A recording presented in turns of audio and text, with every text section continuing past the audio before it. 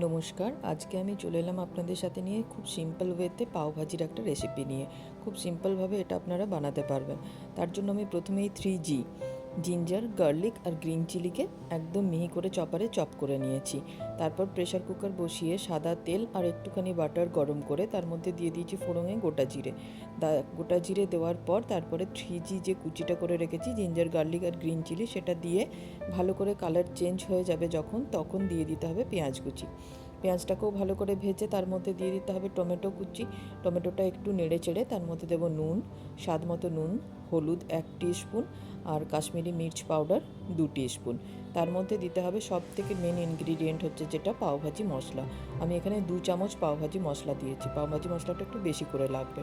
এবার মশলাটা কষাতে হবে। কষানো হয়ে গেলে কেটে রাখা সবজিগুলো দিয়ে দেবো। আমি নিয়েছি এখানে বিট, গাজর, ফুলকপি আর আলু, আর কিছু সবজি নিইনি। এবার সবজিগুলোকে মশলার সাথে ভালো করে ভেজে নিতে হবে। যখন দেখবেন পাওভাজির মতো একটা ভাজির গন্ধ বেরিয়েছে, তখন তার মধ্যে দিয়ে দিতে হবে জল। আমি দিয়েছিলাম 2 গ্লাস জল বড় গ্লাসে, কিন্তু আমার জলটা একটু বেশি পরিমাণে হয়ে গিয়েছিলো, তো আপনারা পরিমাণ মতো জলটা দেবেন।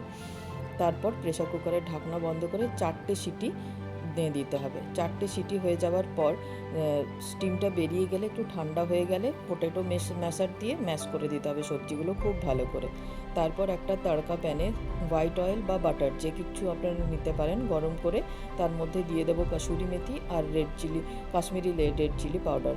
তারপর সেই তড়কাটা ঢেলে দেবো ভাজির ওপরে। ব্যাস, ওপর থেকে লেবু দিয়ে দিলেই আমাদের ভাজি রেডি। এবার পাওগুলো তাওয়াতে বাটার দিয়ে ভালো করে এপিট ওপিট ভেজে নেব। মাঝখান থেকে আমি পিস করে নিয়েছি, তারপর ভেজে নিচ্ছি বাটার দিয়ে। তো হয়ে গেল রেডি আমাদের পাওভাজি ব্রেকফাস্ট। আপনাদের যদি ভিডিওটা ভালো লেগে থাকে আর যদি আপনারা রেসিপিগুলো ভালোবাসেন, তাহলে আমার চ্যানেলটা অবশ্যই সাবস্ক্রাইব করে দেবেন। যারা এখনও সাবস্ক্রাইব করেননি, প্লিজ আমার চ্যানেলটা সাবস্ক্রাইব করে দেবেন, আর ফেসবুক থেকে দেখলে আমার পেজটা সাবস্ক্রাইব করে দেবেন।